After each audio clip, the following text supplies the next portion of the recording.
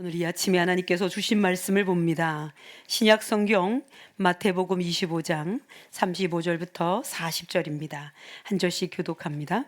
내가 줄일 때에 너희가 먹을 것을 주었고 목마를 때에 마시게 하였고 나그네 되었을 때에 영접하였고 헐벗었을 때에 옷을 입혔고 병들었을 때에 돌보았고 옥에 갇혔을 때에 와서 보았느니라. 이에 의인들이 대답하여 이르되 주여 우리가 어느 때에 주께서 줄이신 것을 보고 음식을 대접하였으며 목마르신 것을 보고 마시게 하였나이까. 어느 때에 나그네 되신 것을 보고 영접하였으며 헐벗으신 것을 보고 옷 입혔나이까. 어느 때에 병드신 것이나 옥에 갇히신 것을 보고 가서 배웠나이까 하리니 임금이 대답하여 이르시되 내가 진실로 너희에게 이르노니 너희가 여기 내 형제 중에 지극히 작은 자 하나에게 한 것이 곧 내게 한 것이니라 하시고. 아멘. 할렐루야. 여러분 살아계신 하나님을 찬양합니다. 벌써 올 한 해도 이 반이 가고 있습니다. 아주 그냥 빠르게 갑니다. 잡을 수가 없어요. 6개월 동안 임마누엘로 함께 하신 우리 하나님을 찬양합니다. 여러분 옆에 분들과 이렇게 좀 인사하면 어떨까요? 하나님은 우리와 늘 동행하십니다. 하나님은 우리와 늘 동행하십니다. 아멘. 동행이라는 말 참 아름답습니다. 원래 뜻은요, 같이 길을 간다 이런 뜻이죠. 같이 길을 가는 건 얼마나 좋습니까? 성경 구약에 보면 하나님도 당신이 친히 세우신 예언자와 그리고 선지자들과 같이 가셨습니다. 물론 하나님과 뭐 이렇게 같이 간다고 하는 것이 우리가 마땅하겠습니까마는 하나님은 하나님의 일을 이렇게 세우신 종들을 통해서 하셨죠. 신약에서는 예수님이 제자들을 세워서 그들을 통하여 하나님 나라 일을 하게 하셨고 그들이 사도들이 된 이후에 성령과 동행하게 하시면서 교회를 세우셨습니다. 이런 동행의 역사, 함께함의 역사가 참으로 중요하죠. 그러므로 우리 그리스도인들이 나 그리스도인으로 살아라고 하는 말은 우리가 예수 그리스도와 우리 하나님과 성령 하나님과 함께 산다 이런 뜻입니다. 그분과 동행하며 산다라는 뜻을 가지고 있습니다. 여러분 한 주간 우리 주님과 동행하며 사셨습니까? 할렐루야. 아멘 해주셔서 너무 감사합니다. 사랑하는 여러분, 이제 다음 주이면 맥주감사절이에요. 감사할 수 있는 일이 참 많은데 모든 사람이 다 감사하지는 않아요. 감사가 쉬운 것 같은데 다 감사하지는 않는다고요. 그래서 교회적으로 2번의 감사절을 주셨는데 첫 감사절로 맥주절을 주셨어요. 공교롭게도 한 6개월 정도 지나고 나서 우리가 전반기를 보내면서 할 수 있는 감사절기죠. 그래서 여러분 뭘 하나님께서 채워주셨나 한번 쭉 생각해 보는 거예요. 예물을 준비하고 감사 예배를 드리죠. 그리고 11월쯤 이제 한 해를 마감하는 중에 한 해 동안 하나님이 어떻게 우리에게 채우셨는가? 추수하게 하신 것은 무엇인가? 감사하며 마무리하는 감사입니다. 그러니 여러분 정말 우리가 감사하며 사는 것을 고백할 때 진정한 감사는 우리 하나님이 임마누엘 하시는구나 라는 것을 경험할 때 비로소 할 수 있습니다. 그 경험이 없이는 감사하기가 어려워요. 즉 이겁니다. 하나님이 임마누엘 하시니 참 감사합니다. 여러분 임마누엘이란 뜻은요, 임마누엘입니다. 제가 자주 말씀드려요.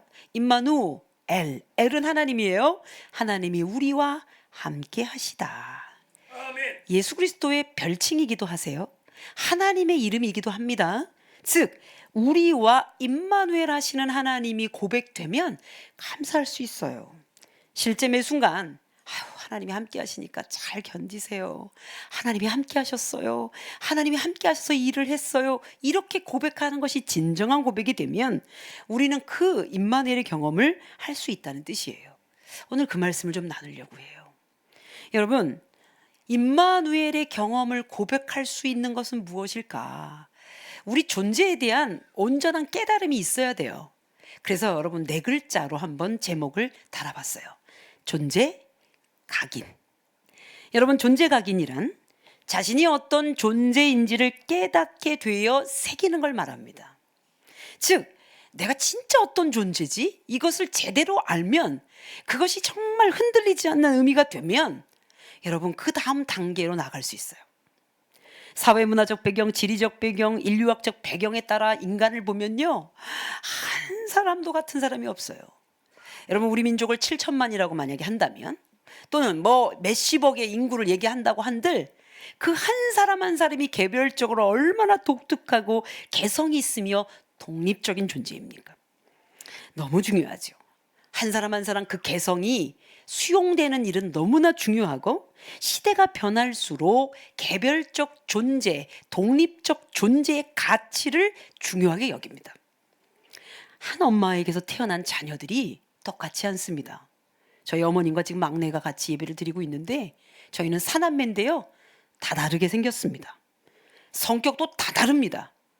그러니 여러분, 어떻게 한 배에서 나왔는데 이렇게 네 명이 다 다를 수가 있죠?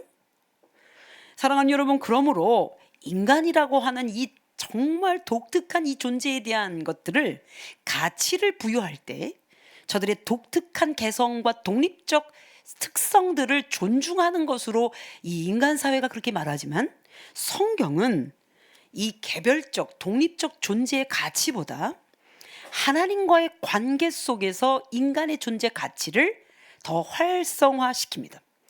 즉, 하나님이 계시고 나서야 인간이 있다고 보는 거예요. 그래서 우리 사회는 각각의 그들만의 개성을 존중하는 것처럼 여겨지지만, 성경을 보면 인간 존재 자체를 뭉뚱그려 보는 것은 아닐까 할 정도로 한 가지로 말합니다. 즉, 창조신학적 관점이에요. 하나님은 우리를 창조하셨고, 그리고 피조된 우리는 하나님과의 관계 속에서 가치를 증명한다.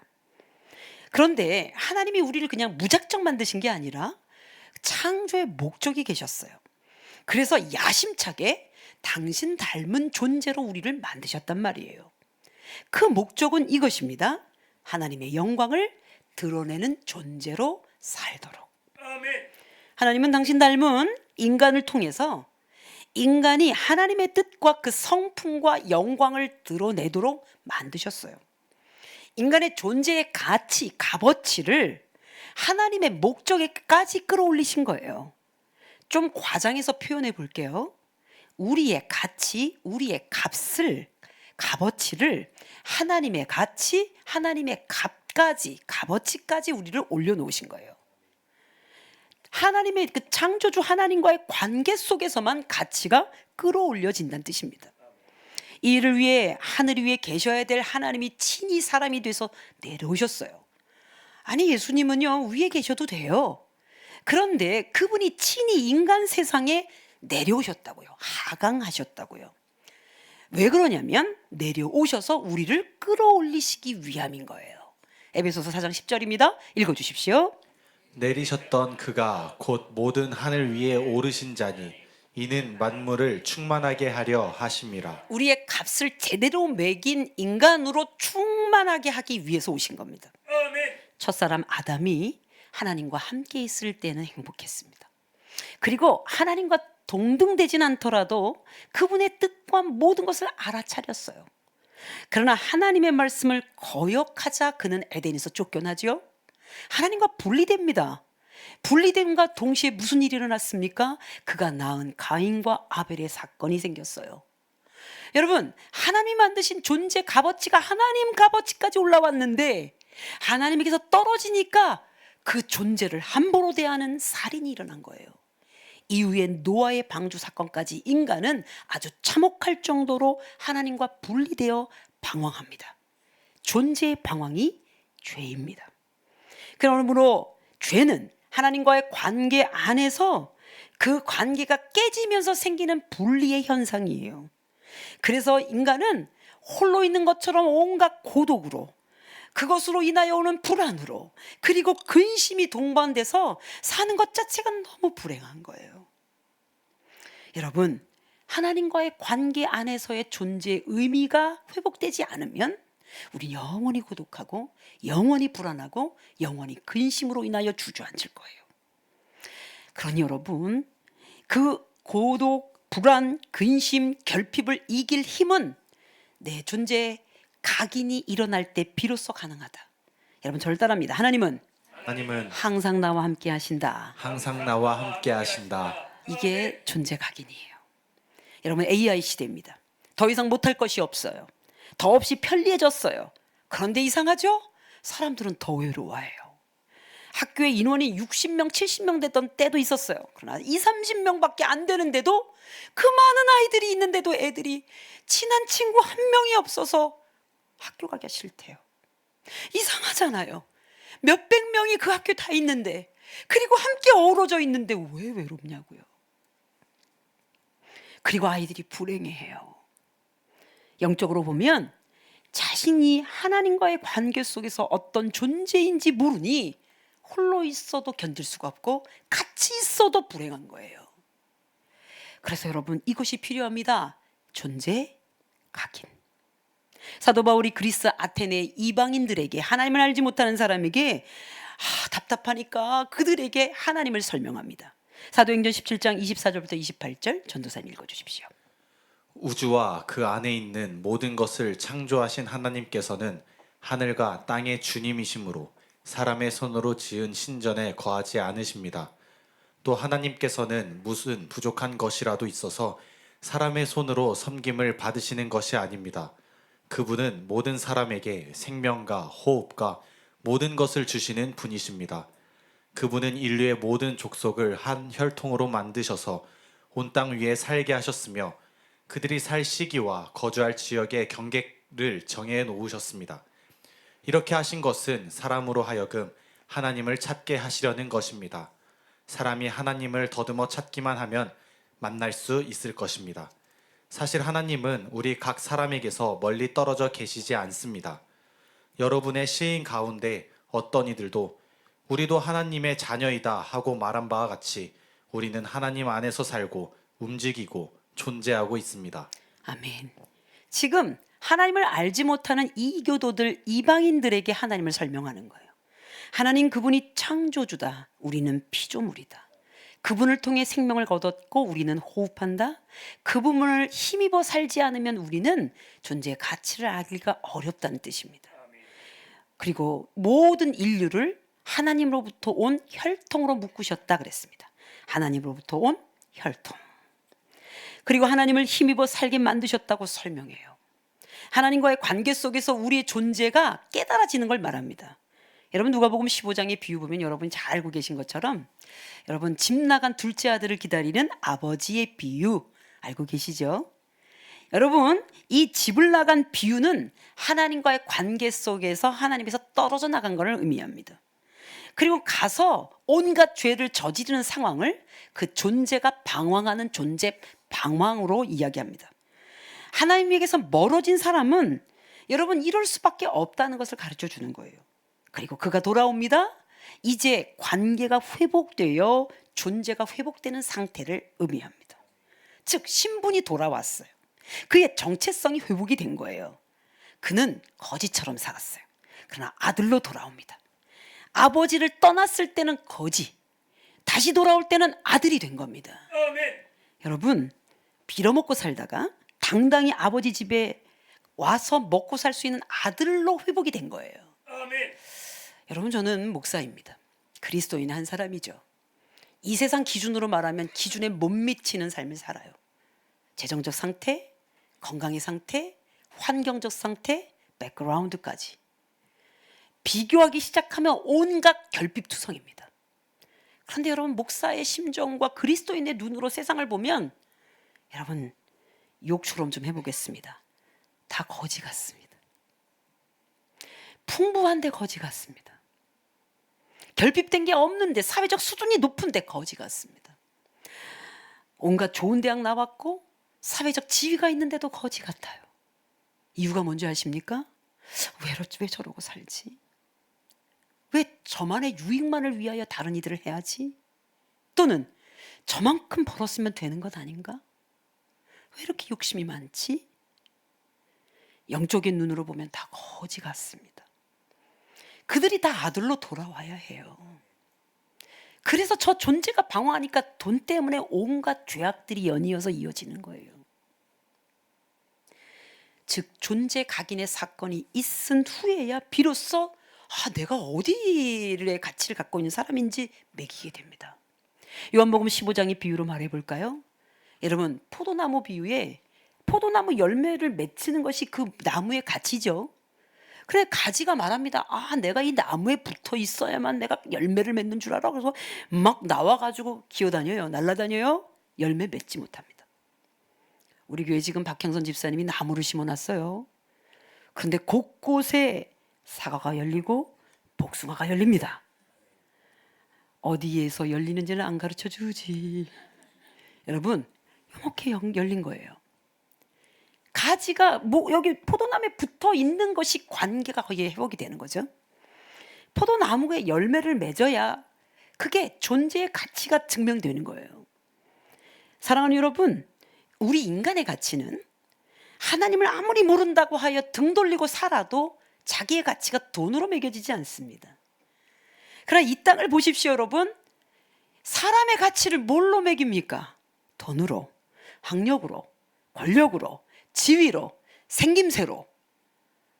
저는 미달인데 여기 계신 분들은 그래도 다 수준급 이상인 것 같습니다. 그런데 여러분, 다 없어질 것 아닙니까? 다 늙어질 것 아닙니까? 다 소멸할 것 아닙니까? 그것을 구하러 다니니까 여러분, 실제로 거린처럼 살았던 이 아들과도 같은 거죠. 너무 유명한 우리 성 어거스틴이 고백했던 고백은 여러분 자주 여러분에게 말씀드렸어요. 오늘 다시 한번 좀 들려주고 싶어요. 여러분이 좀 읽어주시겠어요? 그의 고백록에서 이렇게 말합니다. 그는 하나님께 속한 자인데 방황하다가 온갖 죄를 다 짓고 다시 돌아와요. 그리고 고백록 1권 1장에서 말합니다. 읽겠습니다. 당신은 우리를 당신을 향해 살도록 창조하셨으므로 우리의 마음은 당신 안에서 쉴 때까지 평안하지 않나이다. 여기 당신은 하나님이에요. 하나님은 우리를 하나님을 위해 살도록 창조하셨는데 우리가 하나님을 떠나서 산 줄 알고 살았는데 다시 돌아오지 않고서야 우린 평안한 적이 없습니다. 이런 뜻입니다.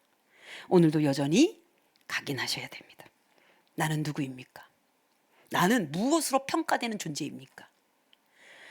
그리고 나는 어떤 지위가 있어야 가치를 높일 수 있습니까? 여러분의 존재에 대한 깨달음에 대한 것을 새기시려면 하나님과의 관계 속에서 묻고 새겨 놓으셔야 됩니다. 기억하십시오. 나는 하나님이 만드신 하나님의 자녀입니다. 아멘. 하나님 안에 있을 때에만 평안하고 안전합니다. 아멘. 이제 이렇게 각인이 되셨습니까? 그렇다면 여러분이 존중받는 존재라는 걸 아셔야 돼요. 네 글자로 제목을 달았습니다. 존재, 존중.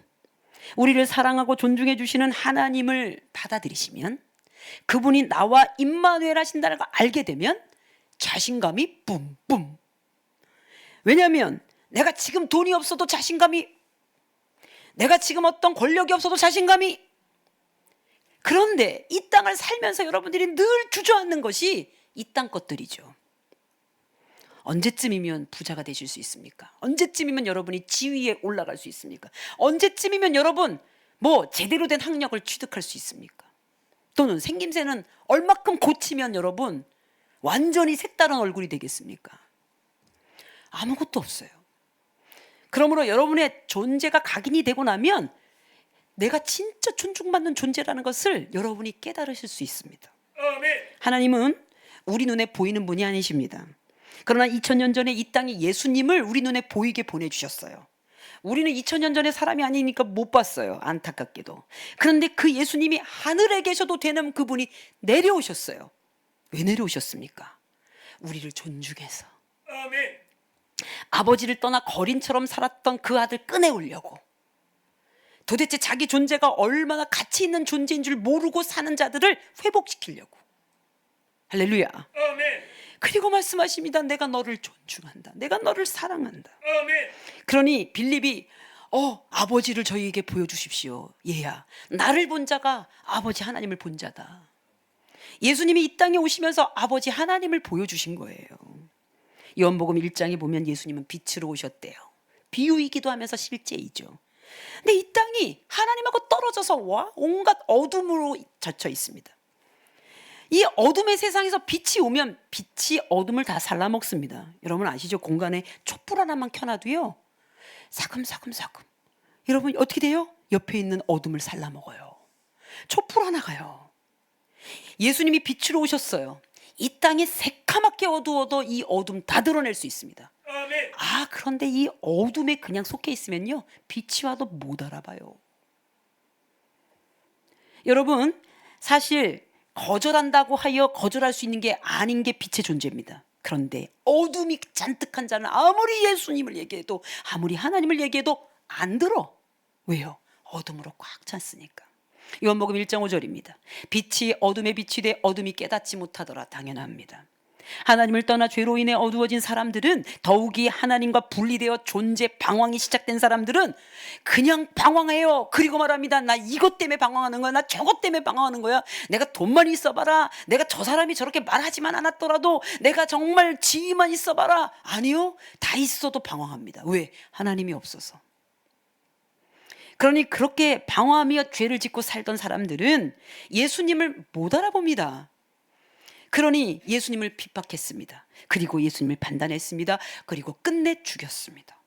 이렇게 예수님께서 오셨어도 알아보지 못하고 받아들이지 못하고 믿지 못하니 성경은 말합니다. 요한복음 3장 18절 뒷부분, 믿지 아니함으로 벌써 심판을 받은 것이니라. 안 믿으면 이미 심판이래요. 그러니까 무슨 뜻이에요? 안 믿으면 이미 어둠이란 뜻이에요. 사망이란 뜻이에요. 오늘 본문 마태복음 25장이 바로 그 말씀을 하는 거예요. 하나님 앞에 이제 우리가 서요. 그런데 하나님이 예수님을 통해서 이렇게 말씀하십니다. 야, 너무 고맙다. 네가 이 땅에서 지극히 작은 자에게 대접했구나. 물을 마시게 했구나. 옷을 입혔구나. 먹을 것을 줬구나. 나 그때 다 마시고 다 먹었다. 나에게 그렇게 잘해줘서 고맙다. 그러니 의인이 말합니다. 아니요, 저는 한 번도 한 적이 없어요. 생각이 안 나는 거예요. 선한 행위를 해놓고도. 그런데 마태복음 25장 35절부터 36절 이렇게 돼 있지요. 내가 줄일 때 너희가 먹을 것을 주었고, 목마를 때 마시게 하였고, 나그네 되었을 때 영접하였고, 헐벗었을 때 옷을 입혔고, 병들었을 때 돌보았고, 옥에 갇혔을 때 와서 보았느니라. 즉 예수님을 직접 한 것이 아님에도 불구하고 예수님이 내가 그때 잘 받았다 이렇게 말씀하시는 거예요. 40절입니다. 여러분 읽어주세요. 내가 진실로 너희에게 이르노니 너희가 여기 내 형제 중에 지극히 작은 자 하나에게 한 것이 곧 내게 한 것이니라 하시고. 지금 지극히 작은 자 하나가 눈에 띄었냐? 그때 그 사람에게 대접했냐? 그거 나한테 한 거다. 무슨 뜻입니까, 여러분? 여기선 나라고 하는 것은 예수 그리스도죠. 예수 그리스도를 영접한 자는 세상에 지극히 작은 자 하나도 거저 보내지 않는다는 얘기예요. 내 시간을 쓰고 내 것을 나눠주고 쪼개서라도 그를 먹이고 세우고 재우고 여러분 그를 돌본다는 거예요. 여러분, 시대가 너무 많이 변했어요. 우리나라도 이미 개인주의, 이기주의, 자기중심주의가 그냥 삶이 되었습니다. 경제적 형편들이 전반적으로 좋아지면서 더 그렇게 됐습니다. 타인의 고통에 대해 관심 가질 이유를 찾지 못합니다. 오로지 자신만을 위한 인생을 살아도 별다른 질타를 받지 않습니다. 하지만 시대가 아무리 변한다고 해도 그리스도인들의 삶은 아닙니다. 그리스도인들의 삶은 그와 반대입니다. 타인의 고통이 내 고통이 돼요. 지금 베네수엘라 지진으로 인하여 힘들죠? 지금 아무것도 못해도 우리 안에는 지금 기도가 일어나고 있었어야 돼요. 여러분, 1000명 가까이 그 이상이 매몰돼서 못 찾고 있죠? 점점 가난해진 그 나라 손으로 그걸 파고 있다는 거 아닙니까? 타인의 기쁨은 나에게 기쁨이 되는 거예요. 내 안에 시기를 누르고 감격이 되고 감사가 되는 거예요. 이게 그리스도인입니다. 아멘. 내 삶을 타인을 위해 내어줘도 아깝지 않은 것이 그리스도인입니다. 아멘. 왜 그렇습니까? 예수가 그렇게 살았기 때문에, 예수 그리스도가 그 삶을 살았기 때문입니다. 예수님께서 지신 십자가가 바로 그 삶이에요. 이사야서 53장 4절부터 5절입니다. 함께 읽겠습니다. 그는 실로 우리의 질고를 지고 우리의 슬픔을 당하였거늘 우리는 생각하기를 그는 징벌을 받아 하나님께 맞으며 고난을 당한다 하였노라. 그가 찔림은 우리의 허물 때문이요 그가 상함은 우리의 죄악 때문이라. 그가 징계를 받음으로 우리는 평안을 누리고 그가 채찍에 맞음으로 우리는 나음을 받았도다. 아멘. 예수님이 당한 질고, 예수님이 당한 징벌, 예수님이 당한 찔림, 예수님이 당한 매맞음이 예수님 때문이 아니라 이 사랑하는 당신의 백성을 살리려고 하신다는 거잖아요. 아멘.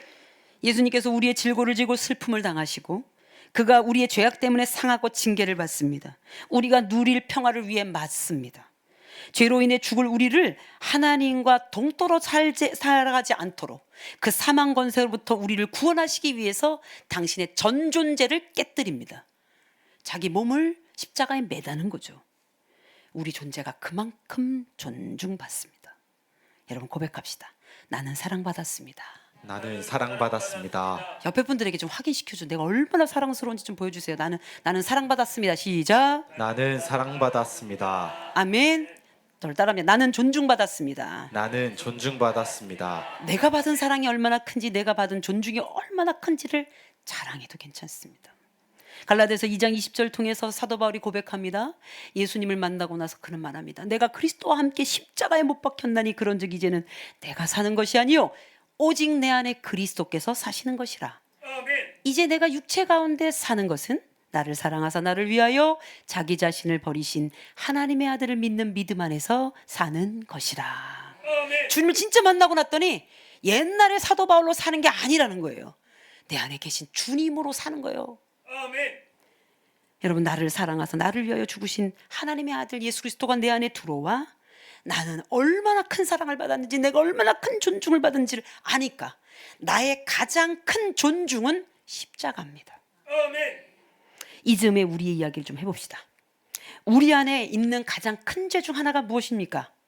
존재 무시입니다. 존재가 있는데 무시, 보이는데 없는 것처럼 하는 거예요. 여러분, 이렇게 안 살아보셨습니까? 보이는데 분명, 존재하는데 없이 합니다. 그 존재를 누가 주셨는데, 그 존재를 존재케 한 분이 누구신데, 그가 있는데 왜 무시합니까? 여러분, 그 무시는 하나님을 무시하는 거라고 누차 말씀드렸어요. 요즘에 자꾸 꼭 좀 보라고 저한테 권해서, 여러분, 참교육 제가 한 나흘 동안 봤습니다. 나흘 동안. 어제 비로소 다 끝냈는데 폭력적 장면이 너무 많이 나오더라고요. 깜짝 놀랐습니다. 너무 리얼하게 그냥 나와서. 그런데 보는 중에 제가 계속 가슴이 아팠던 것은 뭔지 아십니까? 지금 그 일어나는 영화의 내용이 현재 우리나라에서 일어난다는 거. 그 안에서 애들이 존재를 무시해, 존재를 살인해, 존재를 유린해. 그 일이 일어나는 걸 아는데 내 아이가 거기 있지 않은 것만으로도 안심하고, 우리 아이가 그거 당할까 봐 노심초사하고, 당하면 학교를 뒤집어 놓고 아무렇지 않아. 그리스도인들이 그 일도 하고 있어요. 이상하잖아요? 무섭지 않아요, 여러분? 이 존재를 누가 주셨는데 여기 서 있는데 무시할 수 있어요. 그게 10대 애들이 하고 있어요? 10대만 합니까? 여러분은요? 어디 공동체에 딱 갔어요. 내가 싫어하는 사람이 저기 있네? 못 본 척하고 가십니다. 안 본 척합니다. 또는 있는 그 자리에서도 무시할 수 있습니다. 이런 죄는 저도 져요. 가끔씩 불편한, 우리는 뭐 목사의 세계가니까 불편한 목사님이 있으면 쓱 안 본 척하고 가죠. 잘 생각해 보십시오. 존재하는데, 있는데 무시, 보이지 않는 것처럼 취급하는 거예요. 여러분, 우리 하나님이 우리를 대하실 때 절대 하실 수 없는 태도입니다. 여러분, 우리를 무시했다면 여기 어떻게 존재합니까? 한 번도 우리를 무시한 적이 없으신 하나님이십니다. 우리를 용납하시고 존중하시기를 끝까지 참고 하시는 하나님이십니다. 내 어떠함과 상관없이 나의 전 존재를 그대로 받아들이시는 하나님이십니다. 여러분, 사랑받을 만해서 하나님의 사랑을 많이 받거나 그 복을 받는다고 착각하지 마십시오. 이 크신 하나님께 복을 받을 수 있는 조건을 아무리 갖는다고 한들, 여러분, 그 복을 받을 만한 사람이어서 받을 그런 사람은 이 땅에 없습니다. 그 큰 사랑이 우리 안에 들어와서 우리를 크게 한 겁니다. 할렐루야. 우리는 요만한 사람이에요. 우리는 요만한 사람이에요. 그러나 크신 하나님이 와서 그나마 우리가 하나님의 가치만큼 늘어나기 시작합니다. 어노인팅의 한 찬양 가사가 떠올랐어요. 그 사랑이 내려와 날 자유케 하셨네. 영원히 나는 주님의 것. 그 사랑이 내게 내려와 들어와서 내가 하나님의 가치로 끌어올려진 후에야 가난 괜찮아, 이거 건강치 않은 거 좀 괜찮아, 내가 많이 못 배웠으면 어때? 내가 또 이런 어떤 결핍이 있으면 어때? 내가 지금 잠깐 상처 입었지만 이게 내 존재를 엉망진창할 수 없어. 거절할 수 있다고요.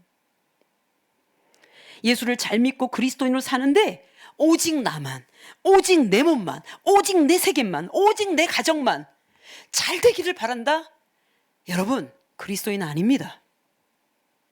그리스도인일 수 없어요. 아니면 그냥 교회는 나오는 사람인 거예요. 종교인이라고 불러요. 그러므로 예수 그리스도는 내가 나를 존중하게 하십니다. 아멘. 여러분 그거 아시죠? 주님이 내 안에 계시니 내 몸이 소중하지. 아멘. 그리고 나를 소중히 여기면서 타인의 존재를 존중하는 능력으로 나타납니다. 아멘. 생명을 귀하게 여겨요. 그 생명이 어떠하든지 판단하지 않습니다. 예수 그리스도께서 보여주신 사랑이 때문에 그래요. 사람을 대하는 태도 예수님처럼 할 수 있어요. 치유하시는 모습 그대로 떠올릴 수 있습니다. 말을 거는 태도도 마찬가지입니다. 당대 교만한 종교 권력가들에게는 예수님은 호통치셨습니다. 왜? 종교적 위선이 그들을 더럽혔기 때문입니다. 그러므로 난 크리스찬들이 짓는 죄는 하나님 자체를 인정하지 않는 죄라고 한다면 그리스도인들이 범하는 큰 죄는 그리스도께서 자신 안에 계심에도 불구하고 다른 이를 존중하지 않으면서 예수 그리스도를 무시하는 죄입니다. 여러분, 가장 큰 죄예요. 존재 무시. 살인이나 강도가 아닙니다. 직접적 살인보다 존재를 무시하는 것이 큰 죄입니다. 그리스도인이 그리스도를 무시하는 죄인 거예요. 상대를 존중하지 못하는 태도는 그 안에 계신 그리스도를 존중하지 못하는 것과 같기 때문입니다. 그래서 오늘 본문은 이렇게 말합니다. 지극히 작은 자에게 한 것이 나에게 한 것이다. 아멘. 삶에 적용해 봅니다. 골로새서 3장 23절 읽겠습니다. 무슨 일을 하든지 마음을 다하여 주께 하듯 하고 사람에게 하듯 하지 말라. 그래서 사람을 만나면 정성을 다해 주셔야 돼요. 아멘. 여러분, 저도 성도를 만나면 정성을 다해야 되고 여러분들이 담임 목회자를 만나면 정성을 다하셔야 돼요. 아멘. 정성을 다한다는 얘기는 물질이 오간다는 뜻은 말을 얘기하진 않아요. 사람을 만나는 일을 정성을 다하셔야 돼요. 아멘. 이게 그리스도인입니다. 우리 꼬마들이 막 뒹굴면서 와도 정성을 다해서 사랑해줘야 됩니다. 더 뒹굴도록 놀게 해줘야 돼요. 여러분, 우리 아이들이 아무것도 모르고 삑삑 울어도 여러분 예배 시간 방해한다고 눈 이렇게 뜨시면 안 됩니다. 더 울어도 좋다 얘야. 그렇잖아요. 걔가 자의적으로 우는 게 아니잖아요. 본능적으로 우는 걸. 어떻게 돼요? 정성을 다해야 됩니다. 우리 문주환 너무 이쁘잖아요. 정성을 다해서 사랑해 주십시오. 할렐루야. 아멘. 또 이러면 우리 아이도 있는데 주환이만. 사랑하는 여러분, 이제 교회 신앙 공동체 안을 들여다봅시다. 존재 존중이 일어나고 있습니까? 그가 어떤 사람이든지 상관없어야 합니다. 내가 좋아하는 타입의 사람이 아니라도, 심지어 다른 이들이 다 싫어하는 성격의 사람이라도 그 사람 자체에 대한 존중감이 없으면 안 됩니다. 여러분, 20명의 속회 회원이 있다고 칩시다. 그 안에 오랜 기간 동안 우리 교회를 다녔는데 한 사람이 계속 성격적 결함이든 어떻든 소외돼요. 그러면 그 중에 모든 사람이 이 사람을 관심 가져주면 더 좋지만 안 되면 내 마음은 동해야 합니다. 만나서 저녁이라도 좀 사줄까? 차 한잔 마시면서 얘기를 좀 들어줄까? 내가 내 시간을 그에게 내어줄 수 있는 힘이 우리 안에 있어야 됩니다. 아멘? 아멘. 아니 내 스타일이 아니야. 아유 만나면 피곤해. 존재 무시입니다. 사랑하는 여러분, 다른 이들이 다 싫어한다고 해도 그리스도인은 안 그래야 되는 거예요. 그 사람 자체에 대한 존중감이 없으면 우리는 그리스도인이 아닙니다. 특히 우리 공동체 소그룹에서 살펴주셔야 합니다. 어떤 분이 잘 적응을 못하는 새 가족입니까? 적응할 수 있을 때까지 도와주셔야 됩니다. 영적으로 동행할 한 사람만 있어도 그 사람은 살아납니다. 그리고 그 마음이 움직여야 돼요. 동행한다는 거 쉽지 않습니다. 기다려 주어야 합니다. 하나님의 방법에 우리를 기다려 주셨거든요. 언젠가 간증한 적이 있습니다. 제가 좀 부끄러운 일인데요. 천 목회지에서 아주 괴팍한 권사님을 만났습니다. 그분은 복지관 고참 사감 선생님, 나는 신참 전도사. 평일에는 위계 질서가 정확합니다. 그분은 고참, 나는 신참. 그러나 주말에는 위계가 바뀝니다. 나는 고참, 그는 신참. 왜냐하면 제가 담당 전도사니까요. 괴롭습니다. 거기 온 아이들은 비인격적으로 이 세상에서 대우받던 아이들이 왔기 때문에 선생님들이라도 비폭력적, 인격적으로 대해주지 않으면 얘네들은 사랑을 모를 아이들인데 사감 선생님이어서도 그랬는지 모르지만 왜 이렇게 욕을 많이 하고 왜 이렇게 아이들을 비인격적으로 대하는지 너무 힘이 드는 거예요. 미워했습니다. 고통스러웠어요. 그러던 어느 날 로마서 14장을 대하다가 제가 하나님의 말씀을 들었습니다. 여러분 3절인데 세번역입니다. 읽어주십시오. 먹는 사람은 먹지 않는 사람을 업신여기지 말고 먹지 않는 사람은 먹는 사람을 비판하지 마십시오. 하나님께서는 그 사람도 받아들이셨습니다. 하나님께서는 그 사람도 받으셨습니다. 그러는데 제 마음이 무너졌습니다. 아, 그렇지. 하나님이 받으신 권사님이지. 하나님이 받아드셨지. 하나님이 지금 기다리고 계시지. 내가 뭐라고 그를 무시하는가. 회개하고 마음을 돌이켰습니다. 우리 존재를 존중하신 하나님 때문에 여러분 우리가 살아나는 겁니다. 그 하나님이 우리와 임마누엘 하신다는 것을 기억하시기를 주면으로 축복합니다. 아멘. 그분이 우리를 이제는 용납하십니다. 저를 따릅니다. 존재 용납. 존재 용납. 존재를 용납해 주셨으니 우리가 지금 사는 거예요. 신적 존재가 연약한 나, 인간을 어찌 함께 존중할 수 있습니까? 하나님이 굉장히 크신 분이고 놀라우신 분인데 나 같은 걸 어떻게 받아들이시냐고요. 그분의 용납이 있었으니 가능한 거죠. 봐주신 거죠. 나의 존재를 존중하시고 받아주신 우리 하나님을 아버지라고 모시고 있으니 우리 역시 다른 존재를 수용할 수 있고 용납할 수 있게 하시는 거죠. 아멘. 우리를 용서하시고 살리시기 위해 예수님을 보내셔서 우리를 용납하셨다면 여러분이 용납하지 않을 대상이 이 땅에 있습니까? 없는데 여러분 왜 많은 신학적인 것 가지고 신앙적 의미로 여러분 그렇게 많이 미워하시고 판단하십니까? 우리가 얼마나 큰 죄를 계속 짓고 있는지를 보셔야 돼요. 우리가 너무 쉽게 착각하고 오해하고 있는 것 중에 하나는 우리가 하나님의 사랑과 용납하심을 받기에 합당한 존재인 줄 아는 거예요. 살인 저지지 않아서 우린 죄인이 아니겠습니까? 우리는 매일 예배를 이렇게 거룩하게 드리니까 아주 정결한 사람입니까? 하나님이 우리는 본래 용납 당할 사람이 아니에요. 그러나 하나님이 길이 참으셔서 우리에게 기회를 주신 거예요. 아멘. 그분의 용납이 우리로 하여금 다른 이들을 용납하고 환대하게 합니다. 아멘. 여러분 시편 103편 8절부터 14절입니다. 한 절씩 교독합니다. 여호와는 긍휼이 많으시고 은혜로우시며 노하기를 더디하시고 인자하심이 풍부하시도다. 자주 경책하지 아니하시며 너를 영원히 품지 아니하시리로다. 우리의 죄를 따라 우리를 처벌하지는 아니하시며 우리의 죄악을 따라 우리에게 그대로 갚지는 아니하셨으니 이는 하늘이 땅에서 높음같이 그를 경외하는 자에게 그의 인자하심이 크심이로다. 동이 서에서 먼 것 같이 우리의 죄과를 우리에게서 멀리 옮기셨으며 아버지가 자식을 긍휼히 여김같이 여호와께서는 자기를 경외하는 자를 긍휼히 여기시나니 14절 같이 읽겠습니다. 이는 그가 우리의 체질을 아시며 우리가 단지 먼지뿐임을 기억하심이로다. 아멘. 우리가 약한 걸 우리 주님이 다 아신다는 거예요. 먼지는 어떤 거죠? 가만히 있지 않죠. 좋을 땐 가만히 있다가 펄펄 올라갔다 내려갔다 올라갔다 막 그냥 은혜가 있을 때는 올라갔다가 그냥 뚝 떨어져서 내려갔다가 올라갔다 내려갔다 올라갔다 우리 먼지 같아서 그래요. 근데 하나님이 기다리시는 거예요. 얘야 내가 너를 용납했다. 내가 너를 존중한다. 아멘. 내 사랑이 크다. 아멘. 할렐루야. 아멘. 하나님과 우리의 관계를 아주 정확하게 표현한 말씀이에요. 하나님은 긍휼이 많으시고 은혜로우시며 노하기를 더디하셔서 우리가 살아남은 거예요. 여러분 우리가 성장하면서 겪는 어려움 중에 부모와의 관계 속에서 얻게 되는 어려움들이 가장 커요. 즉 아이가 어른이 되면 사실은 어른이 되기 전에 어릴 때 부모의 둘 중에 한 사람이라도 아이를 충분하게 용납해 줬어야 돼요. 그 감정을 같이 얘기해 줬어야 돼. 아 잘했다. 어머 너무 예쁘다. 너무 괜찮네. 근데 부모 둘이 다 그걸 못하면 애들은 감정 표현을 못한 채 자라나고 그리고 제대로 성장하지 못한 채 어른 아이가 됩니다. 성인 아이가 된다고. 건강한 성인이 되게 하기까지 많은 시간과 노력이 필요해요. 그런데 가장 중요한 게 뭐냐면 부모가 자녀를 온전하게 용납해 주는 것에서 도와요.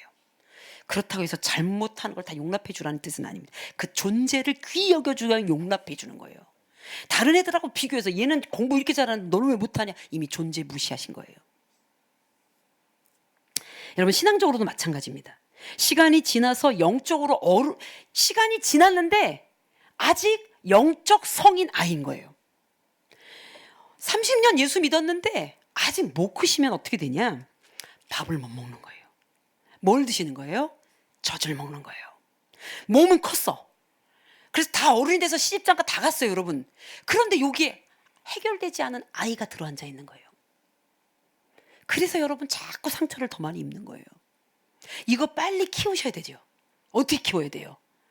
그래서 모든 요법들이 있다고 해도 실제로는 하나님을 제대로 만나면 성장의 기회를 주십니다. 아멘. 할렐루야. 아멘. 히브리서 5장 12절입니다. 같이 읽겠습니다.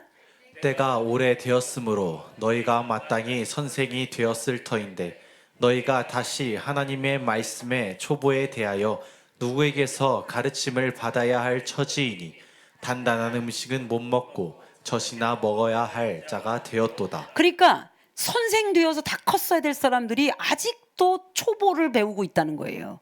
그리고 말합니다. 밥 먹어야 되는데 지금 젖이나 먹고 있다 이런 뜻이에요. 이거 큰일이죠. 그래서 여러분에게 자주 말씀드렸어요. 한국 교회가 이렇게 젖을 먹고 있는 어른들이 영적으로 많으면 매일 싸우는 거예요. 아시죠? 애들은 계속 싸우는 거. 애들 싸우잖아요. 장난감 갖고 놀다가도 내 거야 네 거야도 싸우고 여기 넘어오지 마 싸우고 그렇죠? 그런데 화해도 잘해 애들은. 그런데 영적으로 아직 크지 못한 성인 아이는 어떻게 되죠? 싸우기도 잘하고 삐지기도 잘하고 상처도 많이 입는데 화해도 못해. 큰 문제인 거죠. 왜 그렇습니까? 존재 용납된 것을 모르는 거예요. 여러분을 그대로 받아주셨어요. 내 죄로 인하여 멸망시키지 아니하시고 2000년 전에 친히 내려오셔서 그대로 받아주셨어요. 여러분의 전 존재를 그대로 받아주셨다고요. 아멘. 어떤 누구에게 용납되지 않아서 오게 되는 상처가 아니라고요.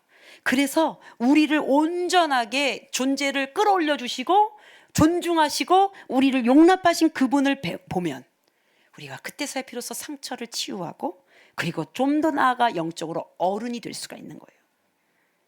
하나님은 죄를 용납하시지는 않으시지만 죄를 깨닫고 돌아오기를 기다리시고 용납하시는 하나님이신 거예요. 아멘. 그럼 여러분 저를 따라합니다. 존재 각인, 존재 각인, 존재 존중, 존재 존중, 존재 용납. 존재 용납. 여러분 용납받은 존재입니다. 아멘. 할렐루야. 아멘. 요즘 어려움이 계십니까? 그 사람이 해결하면 다 해결될 것 같아요? 또는 그때를 타고 못나서 우리가 지금 이렇게 살아요? 아니요. 이 세 가지가 여러분을 해결시킵니다. 여러분 옆에 분들과 이렇게 인사합니다. 하나님이 내 존재를 용납하셨습니다. 하나님이 내 존재를 용서하셨습니다. 예, 용납하셨습니다. 사랑하는 여러분 가벼이 여기지 마시고 승리하는 여러분 되시기를 주님으로 축복합니다. 아멘. 기도합니다. 거룩하신 하나님, 우리를 자녀 삼아 주셔서 하나님의 가족이 되게 하시고 하나님께 속하여 하나님의 값어치만큼 끌어올려 주신 주님, 그렇게 존중받고 사랑받았음에도 불구하고 이 땅에 사는 사람들에게 사랑받지 못했다고 상처 입고 또 때로는 아주 작은 것 하나에 넘어지고 그리고 이 땅에 비교하다가 결핍으로 인하여 도태되는 이 삶이 삶인 줄 알고 착각하며 사는 저희들을 불쌍히 여겨 주옵소서. 아멘. 우리를 그대로 용납하셔서 구원하신 주님, 우리를 하나님의 자녀로 귀속시키셔서 하나님께로부터 받을 귀한 상속자가 되게 하신 주님, 우리가 이 존재의 각인과 존중받음에 대한 사랑과 우리를 용납하신 우리 하나님의 그 은혜 가운데 오늘도 다시 한번 나아가 하나님의 은혜로 더 커질 수 있도록 이제 젖 먹는 자가 아니라 밥 먹는 영적 어른으로 잘 자라나게 도와 주시옵소서. 아멘. 하나님께 영광 올려드립니다. 우리 주 예수 그리스도의 이름으로 간절히 기도합니다.